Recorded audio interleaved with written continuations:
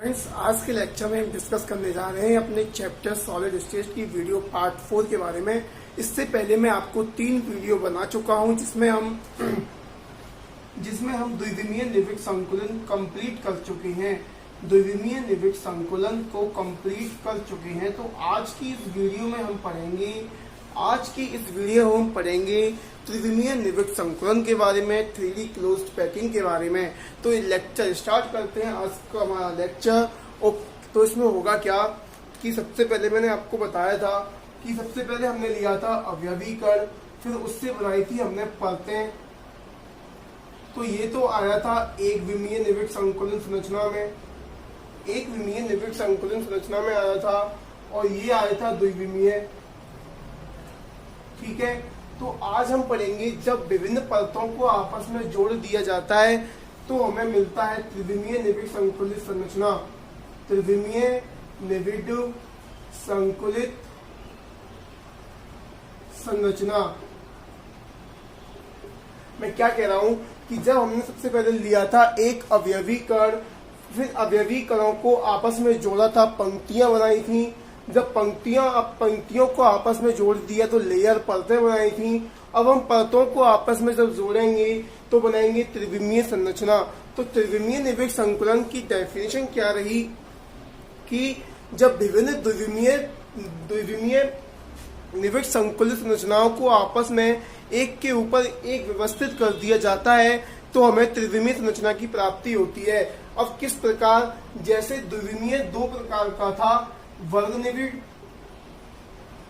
संकुलित संरचना थी इसमें एक, और एक थी षटकोणीय निविड संकुलित संरचना।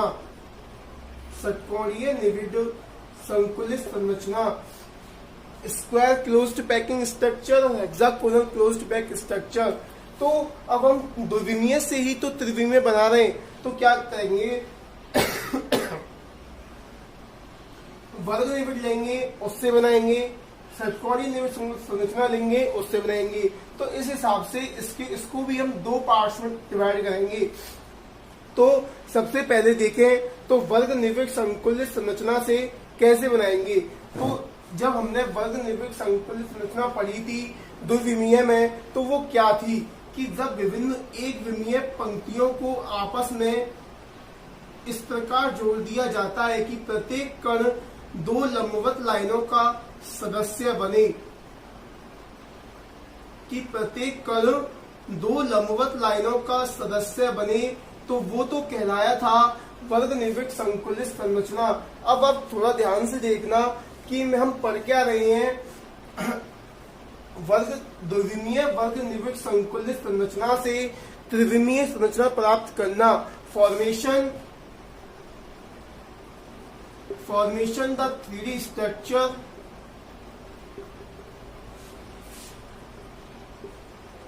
by the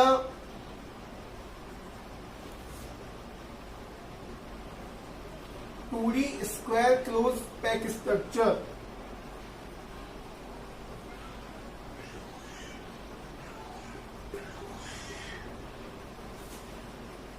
ठीक है, formation the 3D structure is using by the 2D square closed pack structure.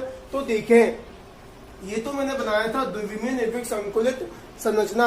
अब मैं क्या कह रहा हूं कि ये हो गई एक परत, अब ये एक पूरी लेयर हो गई।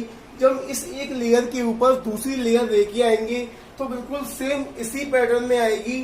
तो एक अवयवीकरण, जैसे इस अवयवीकरण के ऊपर बिल्कुल, तो जो पीछे वाला अवयवीकरण होगा वो इस ऊपर वाले अवयवीकरण द्वारा ढक लिया जाएगा। तो मैं इसको डॉट की सहायता से प्रदर्शित करता हूं।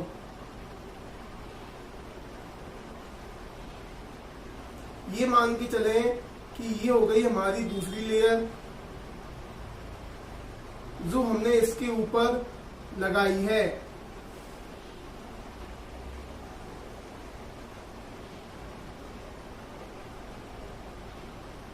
ठीक है,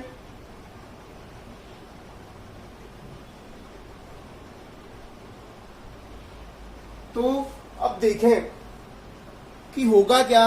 अब इसकी डेफिनेशन क्या निकल के आई कि जो हमने द्विविमीय वर्ग निविड संकुल संरचना से जो त्रिविमीय स्ट्रक्चर हम प्राप्त कर रहे हैं, तो उसकी डेफिनेशन क्या निकल के आई कि वह निविष्ट संकुलित संरचना जिसमें प्रत्येक कण 3 लंबवत लाइनों का सदस्य बने। अब कैसे 3 कैसे बोल रहा हूं मैं कि अगर हम इस कण की बात करें तो एक तो ये हॉरिजॉन्टल लाइन का क्षैतिज पंक्ति का सदस्य है और एक है ये वर्टिकल पंक्ति का सदस्य है। और जब हम एक के ऊपर एक लेयर जमाते जाएंगे तो इसकी जो मोटाई निकल के आएगी। आप 3D में सोचे कि जब मैं इस लेयर के ऊपर लगातार लेयर जमाता जाऊंगा तो जो हवा में जेड एक्सिस टाइप में जैसे हम शो कैसे करते थे, ये एक्स वाई एक्सिस और ये जेड को हम इस तरीके से, तो वास्तव में जेड होता तो ये है इस तरीके से। तो वही सेम प्रोसेस है। अगर हम ये वाला कर्ण है इसको मूल बिंदु पर हम एक कर्ण मान लें तो एक तो हो जाएगा एक्स एक्सिस, एक हो जाएगी वाई एक्सिस, और अगर हम देखें ये इस तरीके से तो ये हो गया 3 लंबवत लाइनों का सदस्य हो गया प्रत्येक कण। तो वो कहलाएगा formation the 3D structure using by the 2D square closed pack structure. द्विमीय वर्ग निविष्ट संकुलित संरचना से त्रिविमीय संरचना प्राप्त करना। तो अब हम इसके बाद बात आती है कि अगर हम इस जो पहली लेयर थी हमारी 2D में उसको अगर हम ए नाम देते हैं तो बिल्कुल सेम स्ट्रक्चर सेम लेयर इसके ऊपर दूसरी लगा रहे हैं तो उसको भी हम ए ही नाम देंगे। इसी प्रकार तीसरी लेयर यही प्रोसेस चलती जाएगी। तो इस जो ये जो संरचना हो जाएगा होगी इसका नाम हो जाएगा ए स्ट्रक्चर। इसको बोलते क्या है, सरल घनीय जालक। सरल घनीय जालक जो हम वर्ग निविड़ संकुलित संरचना से प्राप्त कर रहे हैं उसे बोलते हैं हम सरल घनीय जालक। तो इसके बाद simple cubic lattice, simple cubic lattice, ठीक है, सरल घनीय जालक। अब इसके बाद सेम वही प्रोसेस जो इसके पहले मैं बताता था आपको कि अब हम निकालेंगे कोऑर्डिनेशन नंबर, समन्वयी संख्या। तो समन्वयी संख्या निकालना मैं आपको इससे पहली वीडियो में बता चुका हूं। तो देखिए समन्वयी संख्या क्या होगी,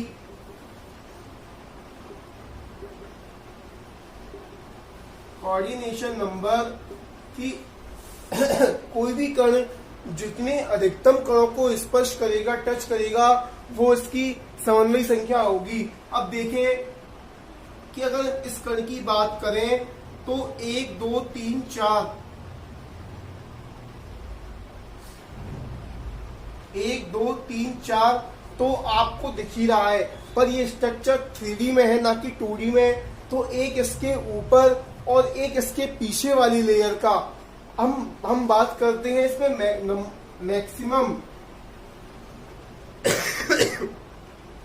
मैक्सिमम नंबर ऑफ पार्टिकल्स, ठीक है।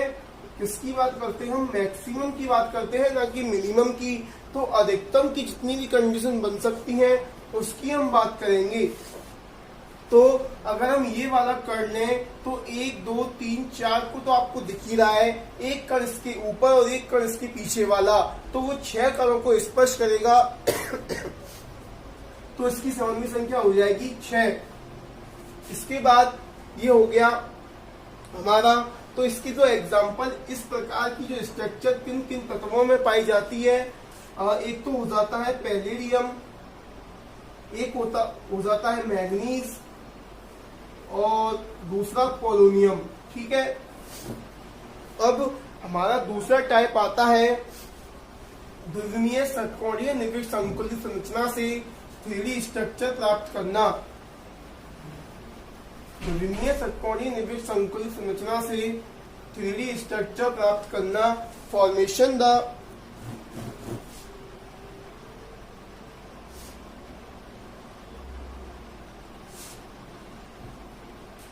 the 3D structure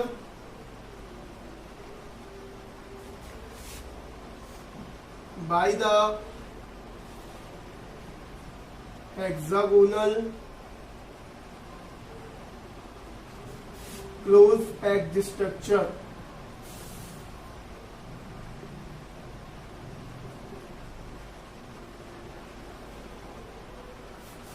ठीक है कि द्विविमीय षटकोणीय निर्मित संकुलित संरचना से हम 3D में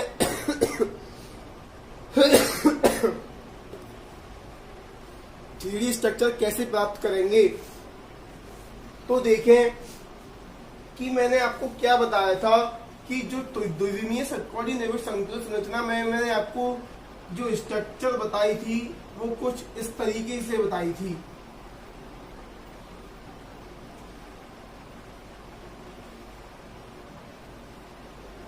ये दोनों अवयवी कणों के मध्य के रिक्त स्थानों में अगली पंक्ति का अवयवी कण आएगा।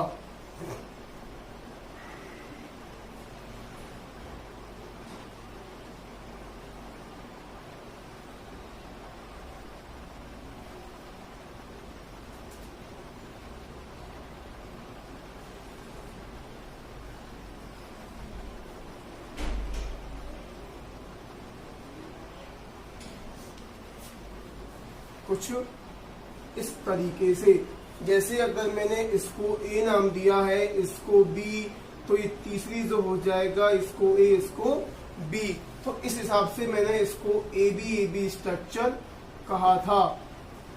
तो अब देखें, अब जब इसके ऊपर, अब इसमें थोड़ा ध्यान देने वाली इसका थोड़ा कंसेप्ट उससे अलग है कि इसमें होता क्या है कि एक लेयर तो हमारी ये हो गई। अब जब इसके ऊपर दूसरी लेयर, हाँ सबसे पहले हाँ ये जो आपको ये रिक्त स्थान दिख रहा होगा 3 कोणों के मध्य का, ये कहलाता है त्रिभुजीय छिद्र।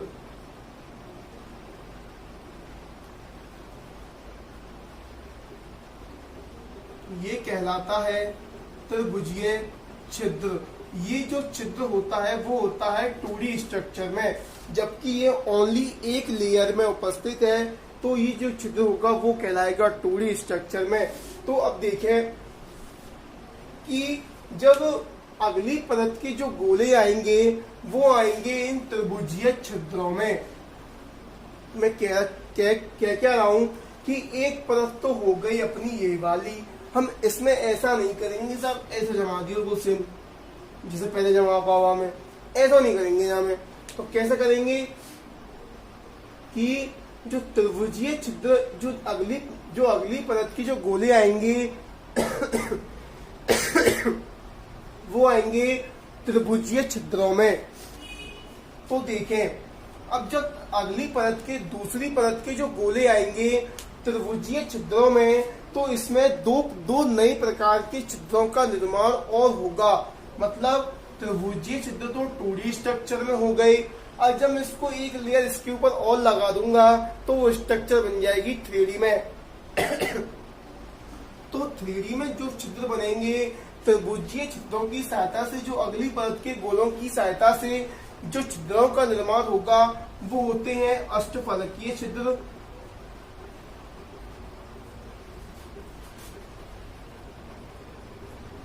और चतुष्फलकीय छिद्र या रिक्ति।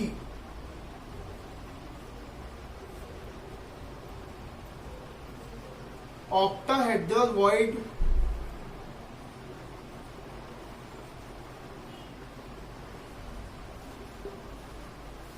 और टेट्राहेड्रल।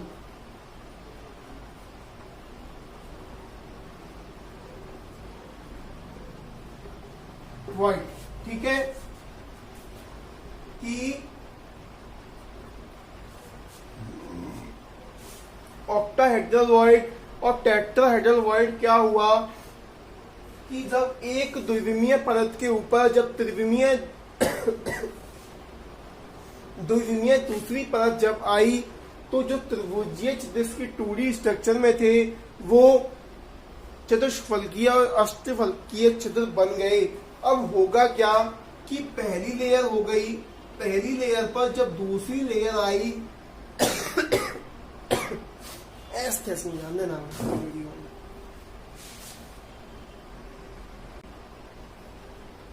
कि जब एक लेयर थी और जब उसके ऊपर दूसरी लेयर आई तो बन गए अष्टफलकीय और चतुष्फलकीय छिद्र। अब बात आती है कि जो तीसरी परत के जो गोले आएंगे, तीसरी परत के जो गोले आएंगे वो तो या तो आएंगे चतुष्फलकीय छिद्रों में या आएंगे अष्टफलकीय छिद्रों में। इसी आधार पर इसको हम 2 पार्ट्स में डिवाइड करते हैं। जो ये वाला जो पॉइंट है इसको हम डिवाइड करते हैं टू पार्ट्स में। तो हम पहले पार्ट्स की बात करें, टाइप ए की बात करें कि हम मान के चल रहे हैं पहले आपको मैं बता देता हूं कैसे कि चतुष्फलकीय और अष्टफलकीय छिद्र कैसे क्या होते हैं। शॉर्ट टाइप में छोटी सी वीडियो में आपको बाद में बनाऊंगा इसकी, तो फिलहाल आप सुन लें कि देखें कि ये तो हो गया हमारा 2D स्ट्रक्चर। अब देखो मैं इसके ऊपर 3D स्ट्रक्चर कैसे लेके आ रहा हूं कि जैसे ये एक गोला इसके ऊपर आया, इस त्रिभुजी चित्र के ऊपर आया ये वाला एक गोला।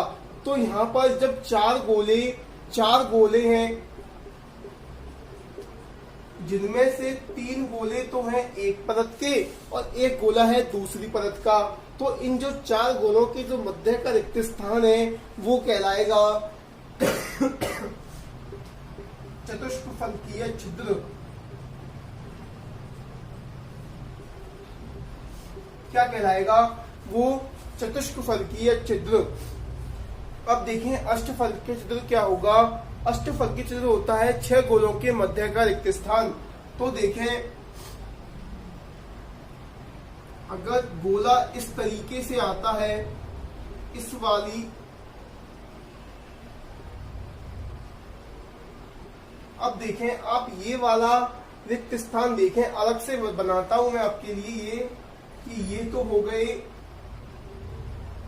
पहली परत के गोले, क्या हुए, ये तो हो गए पहली परत के गोले। अब जो अगली परत के गोले हैं वो किस हिसाब से आ रहे हैं देखें।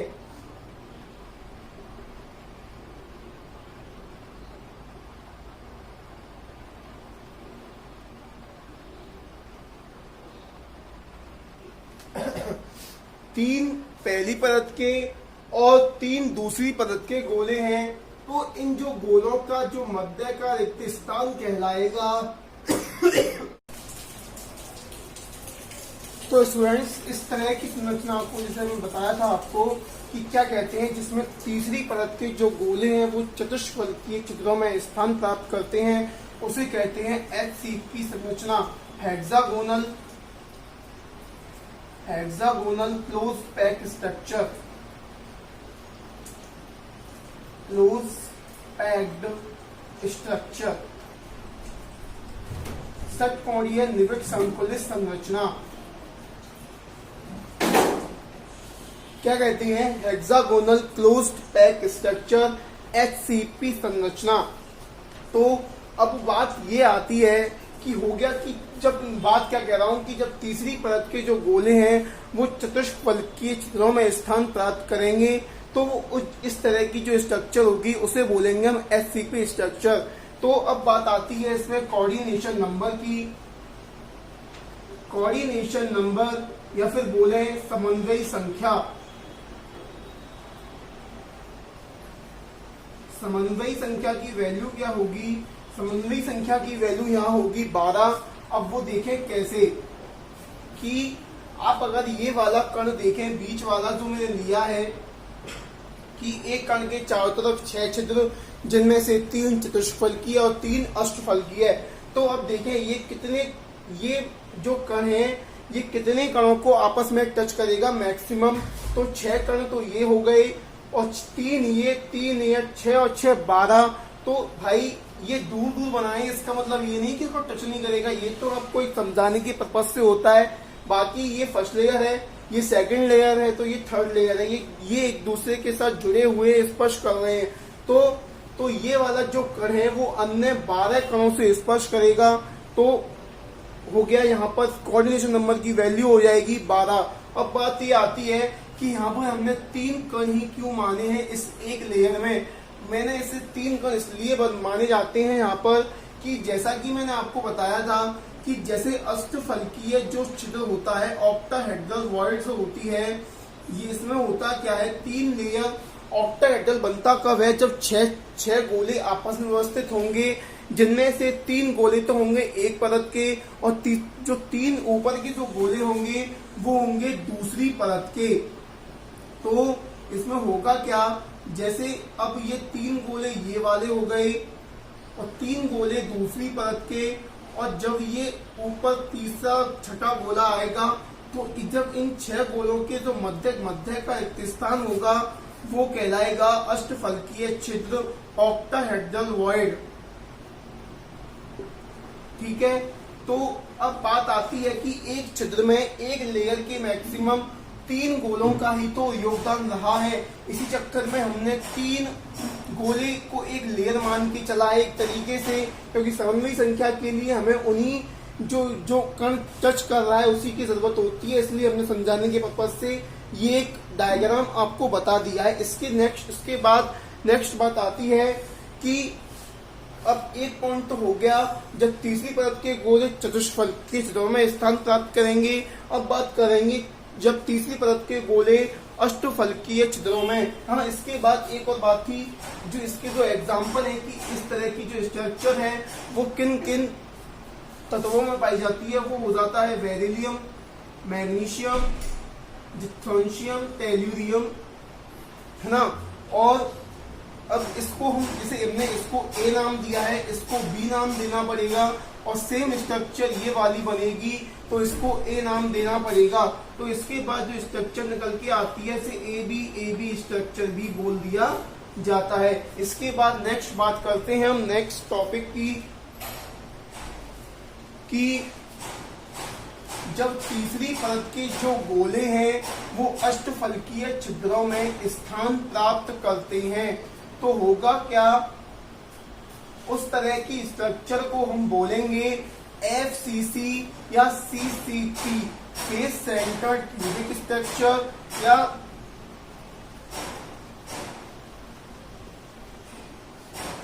फलक केंद्रित घन संरचना। पॉइंट बी की बात आती है जब तीसरी परत के जो गोले हैं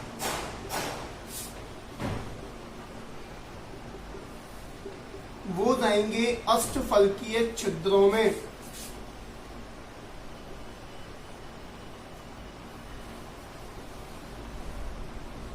अष्टफलकीय छिद्रों में तो यहाँ पर भी जो समन्वयी संख्या की जो वैल्यू होगी, कोऑर्डिनेशन नंबर की जो वैल्यू होगी वो 12 ही होगी। अब इसके बाद इस टाइप की संरचना होती है उसे बोला क्या जाता है FCC या CCT।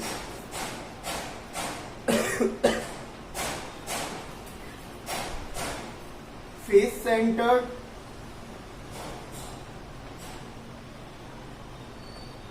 क्यूबिक स्ट्रक्चर, फलक केंद्रित घन संरचना या केंद्रीय निबिड़ संकुलित संरचना, सेंटर क्लोज्ड पैक स्ट्रक्चर। तो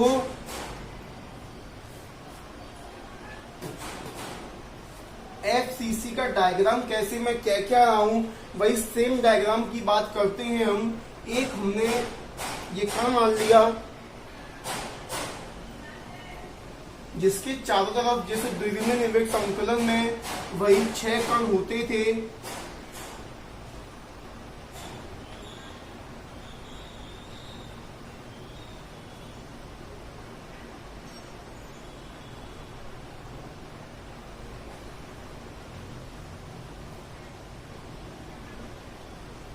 अब इसमें होगा क्या कि जो तीसरी परत के जो गोले हैं वो जाएंगे अष्टफलकीय छिद्रों में।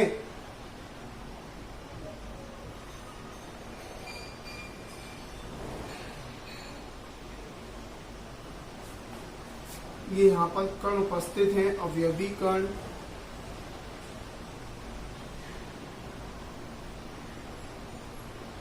और एक इसके सेंटर में। अब वही सेम प्रोसेस हम एक लेयर, फर्स्ट लेयर मानते हैं।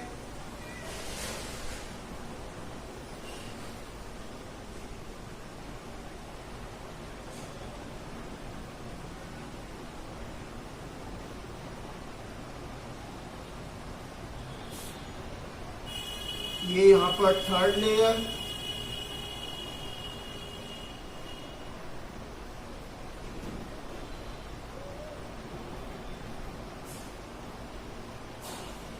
अब मैं क्या क्या रहा हूं, ये तो हो जाती है हमारी पहली परत, फर्स्ट लेयर, सेकंड लेयर,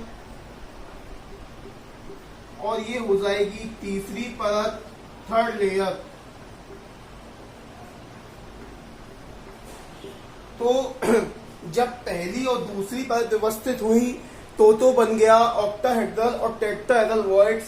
तो जैसा कि मैंने इससे पहले बताया था, इसमें से 3 तो होंगे अष्टफलकीय और 3 होंगे चतुष्फलकीय।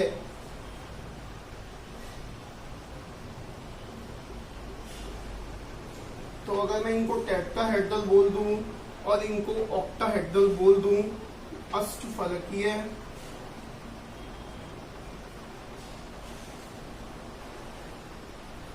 ठीक है। तो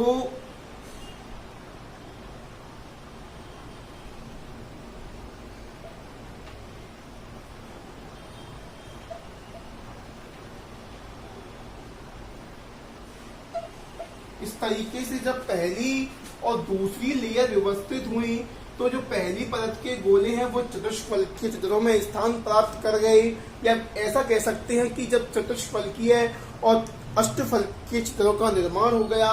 इसके बाद अगर हम, अब केस क्या है हमारा कि जब तीसरी परत के जो गोले हैं वो अष्टफलकीय चित्रों में स्थान प्राप्त करेंगे, तो कैसे देखें।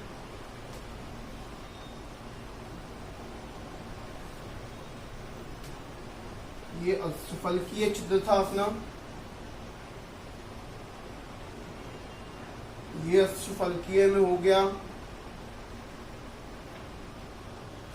और ये जो बीच वाला जो कण होगा ये अष्टफलकीय में स्थान प्राप्त करेगा। तो कुछ इस तरह की स्ट्रक्चर निकल के आती है। अगर हम इसको ए नाम देते हैं, अब इसको बी नाम देते हैं, अब इसको ए नाम नहीं दे सकते, तो सोचो क्यों नहीं दे सकते। मैं बताता हूं कि ये वाली स्ट्रक्चर में आप देखेंगे कि जो अवयवी कण है वो जा रहा है टेट्राहेड्रल वॉइड्स में, और यहाँ पर जो अवयवी कण है वो जा रहा है ऑक्टाहेड्रल वॉइड्स में। इसका मतलब क्या हुआ कि ये वाली लेयर और ये वाली लेयर बिल्कुल सेम नहीं है, तो इनका जो नॉमेनक्लेचर है वो भी सेम नहीं होगा। इसके चक्कर में हमें इसको अदर नेम सी देना पड़ेगा। तो इसमें होगा क्या, अब बात ये आती है कि जो इस तरह की जो संरचनाएं होती हैं, इसमें फर्स्ट लेयर और फोर्थ लेयर के जो पार्टिकल हैं, जो अवयवी कण हैं, वो एक सीक्वेंस में होते हैं, वो एक सीध में होते हैं पहली लेयर के, और चौथी लेयर के जो अवयवी कण हैं वो एक सीध में होते हैं। जबकि जो एचसीपी संरचना होती है इससे पहले वाले केस में, उसमें पहली व तीसरी परत के गोले, पहली व तीसरी परत के गोले जो होते हैं वो एक सीध में होते हैं, जबकि एफसीसी और सीसीपी जो स्ट्रक्चर दोनों एक ही है। ये एफसीसी जो सीसीपी जो स्ट्रक्चर होती है उसमें पहली व चौथी लेयर के जो अवयवी कण होते हैं वो एक सीध में होते हैं। तो यहाँ तक तो ये जो कोऑर्डिनेशन नंबर बता दिया वही 12 होगा, क्योंकि कोऑर्डिनेशन नंबर पे इसका कोई इफेक्ट नहीं पड़ेगा कि वो ऑक्टाहेड्रल में जा रहा है या टेट्राहेड्रल में। तो आप देख सकते हैं यहाँ पर भी कोऑर्डिनेशन समन्वय संख्या की जो वैल्यू है वो 12 आएगी। एफसीसी हो गया, फेस सेंटर क्यूबिक स्ट्रक्चर, फलक केंद्रित घन संरचना बोलेंगे। अब बात आती है इसके एग्जाम्पल्स की। एग्जाम्पल्स में आयरन, कोबाल्ट, निकेल और काफी आ जाते हैं। तो ये कुछ एग्जाम्पल हमारा ये यहाँ पर ये वाला टॉपिक अच्छी तरीके से कंप्लीट होता है। त्रिविमीय निविड संकुलन, 3D क्लोज्ड पैकिंग। तो मैंने आपको पूरा समझाया है, पूरा डिस्क्राइब किया है, एक एक चीज अच्छे समझाई है। तो इसके बाद हम छोटी सी वीडियो बनाएंगे जिसमें आपको ऑक्टाहेड्रल और टेट्राहेड्रल वर्ड्स के बारे में थोड़ा और डिस्क्राइब में बताऊंगा मैं आपको। तो अगर आपको मेरी वीडियो अच्छी लगी हो तो प्लीज मेरी वीडियो को लाइक करें, चैनल को सब्सक्राइब करें। तो प्लीज थैंक यू स्टूडेंट्स।